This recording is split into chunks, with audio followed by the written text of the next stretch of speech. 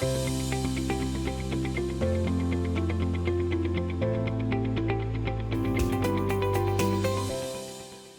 the rapid technology adoption has given a digital facelift to work environments, terms like data protection, privacy, security, and digital ethics have come to the center stage.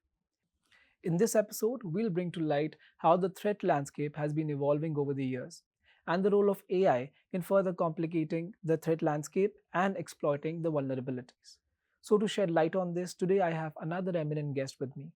He is Mr. Debashish Mukherjee, the Vice President for APAC region at SonicWall. So, this conversation will touch upon challenges and preparedness of the government and the public sector organizations when it comes to adoption of cutting-edge security solutions. And we'll also touch base on the focus sectors for SonicWall considering the Indian market. Hi, I'm Adarsh Som from ETGovernment, and you are watching our Public Sector Leadership Series. Welcome, Debashish, to our Public Sector Leadership Series. So, Debashish, India is the second largest has the second largest number of internet users across the world after China.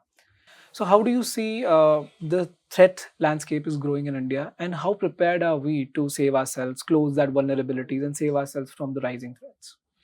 Yeah, so it's an interesting trend because as you know that our the country is a so I think before answer this, I think we need to understand our demography. So we are one of the young nation, and when we have a more number of young people, the consumption of internet is more, right? So that's one set. Second, we are going through a lot of changes in last maybe one decade. We have seen the adoption of digitalization, right? There are lot of digital content we are consuming. We are doing a lot of digital initiative like the payment gateways, right? The new UPIs, which is setting a record. I think many things are going together or in the same fashion, and that's a reason probably you see that internet acceptance is more. See, today we have the number of phones in hand, right? So I think almost everyone is carrying two phones. So that is the way we are consuming the internet and the digital content. So when we start doing all this, there will be a threat. Obviously, it's threat which can come from outside. Because of our non-awareness, there will be some negligence, and of course, this is another industry which is flourishing. When people are using digital content, we are digital native now. Of course, like we are trying to protect ourselves, as you are asking how we can protect. But then there is a flourishing industry which is also coming up that this is an opportunity for them to make money.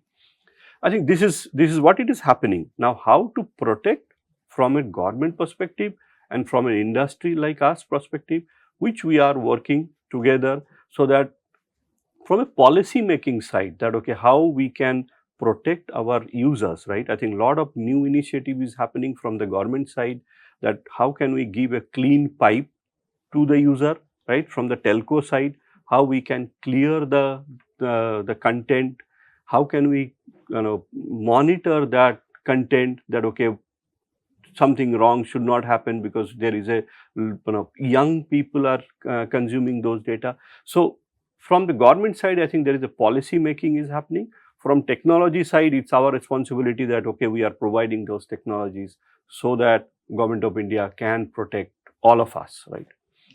So, Debashish, you just mentioned that government has been active in rolling out policies which basically support the cybersecurity infrastructure of the nation, and also it's more welcoming when it comes to the personal usage or usage in government offices itself. But there has always been this conception that the government mechanism works on legacy systems, right? But we have also seen lately that the government has been actively adopting newer technologies and revamping their systems. So, you as a technology provider, have you ever felt any challenges, or what are some of those pressing challenges which you feel that when it comes to working with the government organizations or the public sector organizations, those challenges come in while they are trying to adopt cutting edge technologies, be it on security?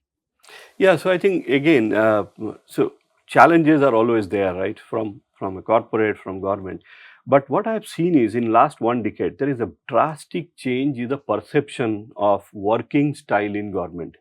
So 10 years back, because this is my almost 25th year in this industry, 10 years back, the way government used to approach to us, the technology vendor, today is absolutely different. They understand what they need. They are seeking guidance from us, and there is a lot of quality people or qualified people are there in this job, right? Not everywhere, but majority of the places. So they understand what they need. Yes, the challenges are different because still we are following certain that the procurement policies. I think it's a more of a policy level changes which we have to do.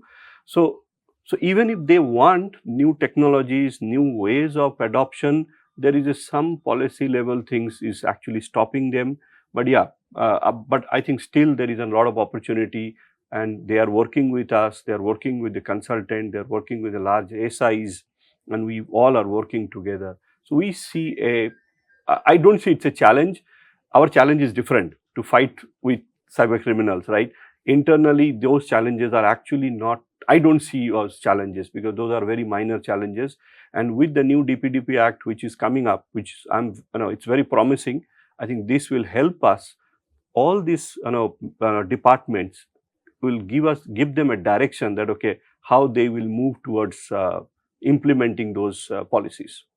So you very rightly pointed out, Debashish, that there are certain challenges, but they are not that big, right? So those bit operational challenges exist in corporates also, government also, public sector, everywhere almost, right? Right. And also, I think I would like to underline that the DPDP Act that you mentioned, it could be a game changer in enhancing the security of the government sectors as well as the public sector. So now moving on, India also has this mindset, the cost-centric mindset, Yeah. right? So it has always been a cost-effective market. So on those lines, have you felt challenge while working with the government or the public sector organizations?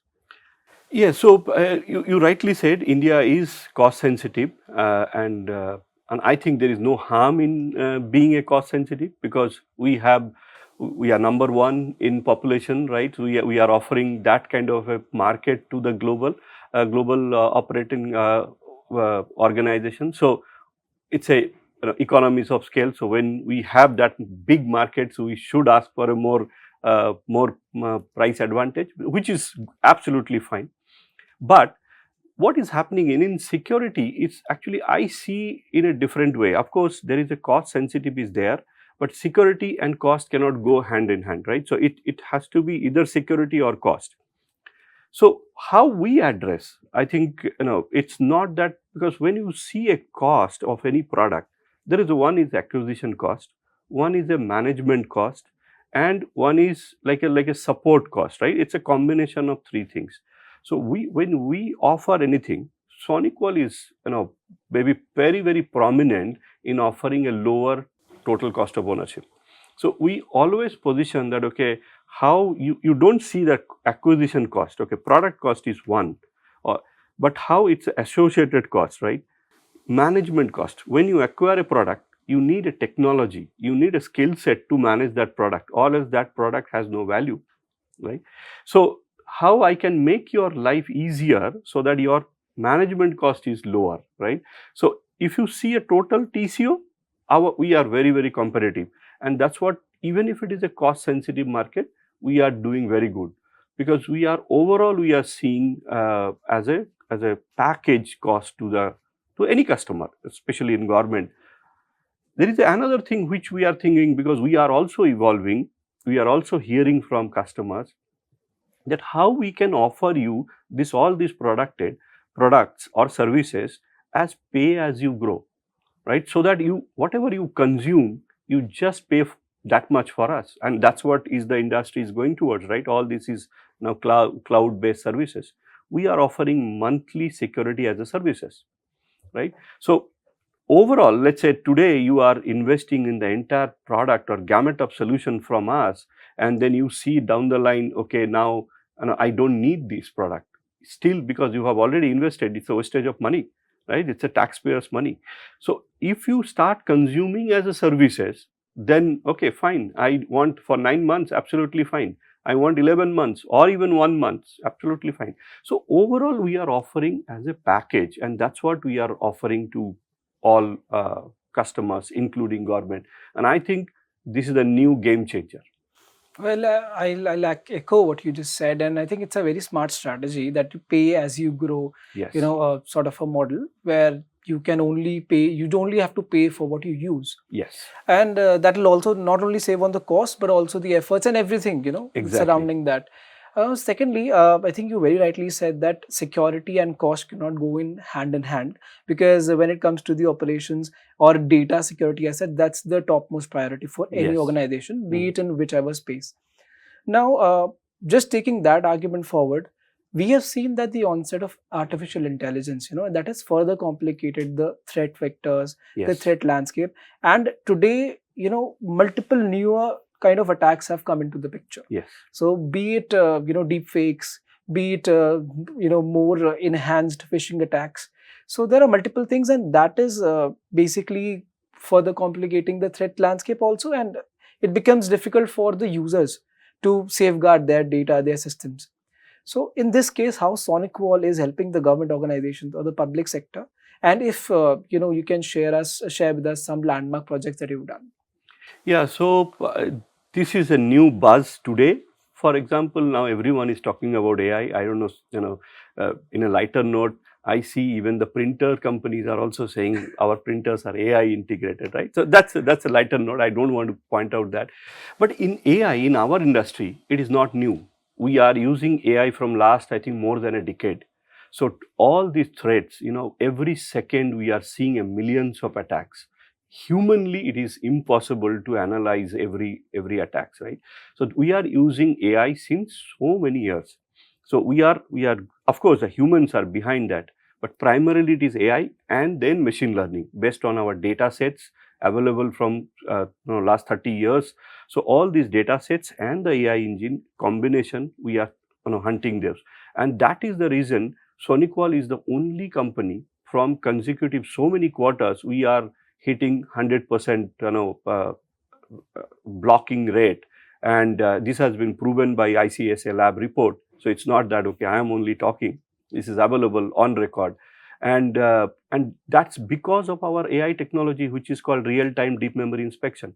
We are inspecting all these attacks on a real time, and this is going on since so many years. Now, what we are doing is we are going ahead of one step ahead. We have started integrating Gen AI into our offerings. How we are doing it, of course, one is the threat hunting and the threat analyzing, which is happening behind.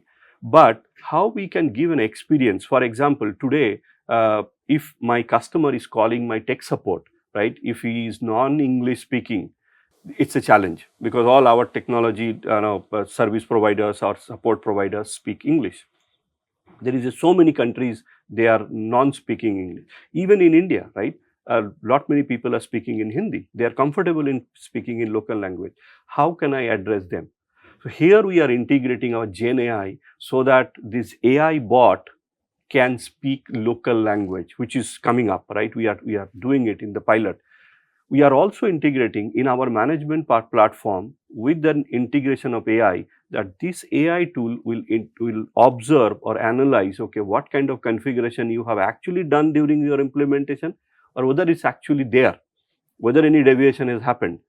Have you done your patches updated? All these things can be automatically analyzed and given you the alert. So that is the new thing which we are doing it, and this is the way we are working with all our customers, including government. Now, second, your question, which you said that okay, what are the projects government is doing? I know there is a lot of interesting projects are happening. Probably I do not want to share those information for the purpose of our internal securities, because it's of course, you understand these are sensitive projects which is happening, but government is using very much AI in analyzing data to understand multiple things. I think we need to stop here only, right? But many applications and projects are happening, and those are very, very sensitive projects, and those are government is very much using AI. That's fine, Debashish. I totally understand the sensitivity of the situation. But thank you for sharing us that knowledge. And I think it's very progressive of SonicWall to come up with Gen AI integrated solutions where you are looking to basically, reach to the grassroots level and cut that digital divide, especially the language divide that we have in India and in the other, Absolutely, Asian yes. region. So thank you for sharing that knowledge. And with this, I have come to the last question of this interview. And I want to know what are the focus areas for SonicWall when it comes to India, in the coming year ahead. What are some projects, if there are any that you can talk about, you are trying to come up with, if there's any major announcement that you want to share with. So what are your key focus areas? Could be industry, it could be sectors. So as I said, we are now working on a more of an intrinsic offering, so that how we can integrate all our products into a common platform, because that's what we are hearing from our customers, our partners.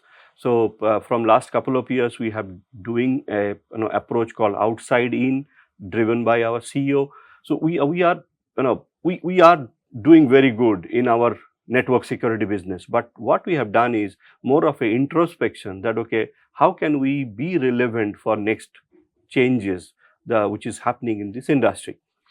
So in this, I think all our customer, our partner has given a lot of information, and one of the information is how can we integrate all our solutions so that it will be more intrinsic. I can see, manage, monitor, right, much better way, so that visibility is very, very important. So all our products and services should be integrated, and with that we came up with a product called platform. So this is more of a platformization approach, which now I think industry is talking. So all our product is integrated into this platform. The AI, which I just said, AI will be integrated with this platform. And the beauty is this platform can also integrate with the other product. It's not that, okay, only limited to SonicWall product. So that we can create an ecosystem, and we can same time we can give an investment protection for the customer. We are not saying that, okay, of course we want that customer should buy only SonicWall, but that does not mean that, okay, wherever they have invested they should throw them out, right? How can we offer them an intrinsic approach? This is one. Second is, as I said, that, okay, how can I offer this entire platform as a services? Not everyone can buy, manage on their own, right? So service provider, the managed service providers are working with us. Now they are offering these services on a pay as you grow model, right? You want like monthly, quarterly, yearly, and whatever product you need, everything is available on a monthly services. Top of that, we are now adding even the services like, now not only our product, the third party product. How can we give you a 24/7 monitoring? Because any attack or any security threats which is happening, it does not happen over the night, right? It happens in a period of time, and we seeing our experts, cybersecurity experts, are watching them 24/7, even in the midnight. That, okay, what kind of activities are happening, and based on that we take action even when you are sleeping, right? So those kind of services, managed services, we are offering. So in totality, if you see, now we have a product which is more of a defensive layers, we have a services, and we have an offering so that we can give you a lower TCO even if we in the gamut of products. That is the way we are offering to all our customers. Thanks, Debashish. And I think it's very interesting take when you said that the intrinsic approach that you shared, and also the pay-per-use model. So we wish you all the best for that, and thank you for sparing out time and sharing us with all the knowledge with us. Thank you so much for having me here. Thank you.